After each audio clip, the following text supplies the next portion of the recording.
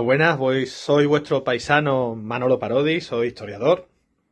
y seguimos adelante con esta serie de podcast que estamos dedicando al tema del bicentenario de los hechos del Trocadero y la defensa de las libertades en la Bahía de Cádiz y más en concreto en Puerto Real, allá por el final del verano y el otoño de 1823, hace ahora precisamente 200 años. En el anterior episodio de esta pequeña serie hablábamos de qué estaba sucediendo en el continente europeo, en el resto de Europa, en ese momento de los años 20 del siglo XIX, cuando se producen las así llamadas oleadas revolucionarias de 1820. Porque el fenómeno constitucionalista y democrático no afectó únicamente a España, sino que también tuvo incidencia en Portugal, como veíamos la semana pasada, en los territorios, en los distintos estados de Italia, en Polonia, en Rusia, en Austria. Y todos estos fenómenos se encuentran interconectados y forman parte de una misma realidad histórica, que es esa que viene a llamarse la oleada revolucionaria de 1820. Hablábamos de Portugal la semana pasada y veíamos cómo el golpe de Estado absolutista fue derrotado por las tendencias democráticas, liberales del siglo XIX,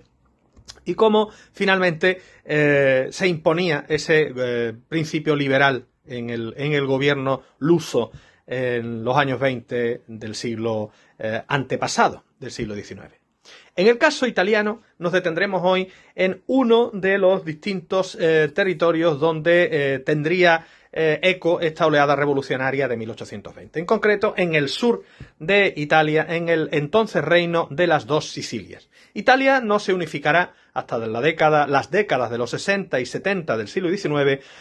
momento hasta el cual era, como sabemos, un conglomerado de estados medianos y pequeños, donde destacaban por peso propio, económico, geográfico, político, histórico, geoestratégico, algunos como el reino de las dos Sicilias,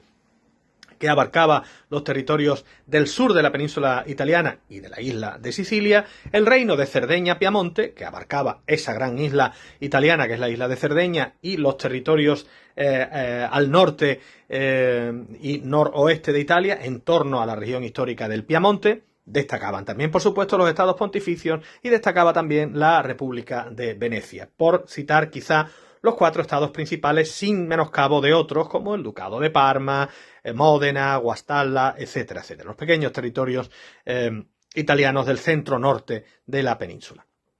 ¿Qué sucederá en el reino de las dos Sicilias? El reino de las dos Sicilias, que era un virreinato español, el virreinato español de Nápoles hasta la Guerra de Sucesión Española a principios del siglo XVIII, se constituirá en estado independiente tras la Paz de Utrecht de 1714, pero España pronto recuperará la influencia y el control sobre ese territorio italiano al llegar al trono Carlos, infante de España, hijo de Felipe V, que reinará entre 1735 y 1759 en esos territorios italianos como Carlos VII de Nápoles y que luego será Carlos III de España, el gran y famoso Carlos III de España. En 1820, cuando llega al reino de las dos Sicilias, que es el nombre que tiene oficialmente el reino de Nápoles después de las guerras napoleónicas, llega al reino de las dos Sicilias la noticia del pronunciamiento de Riego y del triunfo del liberalismo en España, no dudarán los napolitanos en echarse a la calle y reclamar que se instaure, fijémonos qué cosa más curiosa, que se instaure en el reino de las dos Sicilias la Constitución de Cádiz de 1812, que es tomada como un modelo democrático y constitucional. El rey de las dos Sicilias, Fernando I de Borbón, no tendrá más remedio que, acatar ese mandato popular expresado además a través de hechos revolucionarios, pero pedirá ayuda. ¿Pedirá ayuda a quién? Pedirá ayuda a la Santa Alianza. La Santa Alianza, en este momento Prusia, Rusia y Austria, que reunida en los congresos de Troppau y de Laibach, en esos mismos años, 1820, 21 y finalmente en el de Verona de 1822, decidirá intervenir en el sur de Italia en apoyo de los principios del absolutismo, restaurando a Fernando I de Borbón dos Sicilias, no en su reino, que no lo había perdido, pero sí en esos principios, en esas prerrogativas del absolutismo que preconizaba la Santa Alianza y también el propio rey Fernando de Nápoles. La experiencia constitucional, por tanto, en el reino de las dos Sicilias en esos años 20 del siglo XIX será breve, pero fijémonos, repito, cosa más significativa, que la Constitución de Cádiz de 1812 será la que tomarán no ya como modelo, sino como constitución para el reino de las dos Sicilias, de manera efímera, pero no por ello menos significativo el hecho desde el punto de vista histórico.